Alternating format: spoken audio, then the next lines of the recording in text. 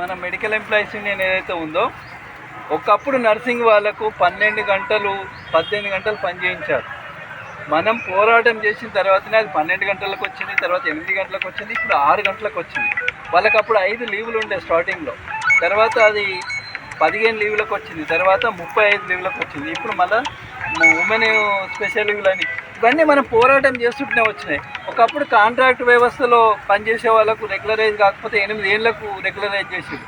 అందులో ఇప్పుడు ఇంకా కూడా ఆ యొక్క శ్రమను దోసుకుంటూ లేదంటే, ఇప్పుడు మన కాంట్రాక్ట్లో 25 సంవత్సరాలు పనిచేసిన వాళ్ళు ఉన్నారు. మన పోచమని కానివ్వండి, శ్రీనివాసాచారి కానివ్వండి, అట్లా మన రాష్ట్ర వ్యాప్తంగా 56 మంది ఉన్నారు.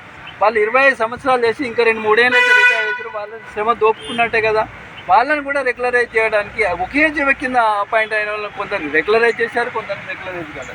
మరి ఇలాంటి న్యాయమైన డిమాండ్ని మనం తీసుకురావాలంటే మనం అందరం యూనిటీగా ఉండాలి. రేపు మనకేదన్నా ఇప్పుడు ఏమనుకుంటున్నామంటే మనం బాగానే ఉన్నామని అనుకుంటున్నాం, కానీ మనకు రేపు ఎప్పుడు ఏమవుతుందో ఎవరికి తెలియదు. గుర్తుపెట్టుకోండి, ఒక్కరి సమస్యను అందరి సమస్యగా అనుకుంటేనే మనము ముందుకెళ్ళగలుగుతాము, మనం న్యాయం చేసుకోగలుగుతాము.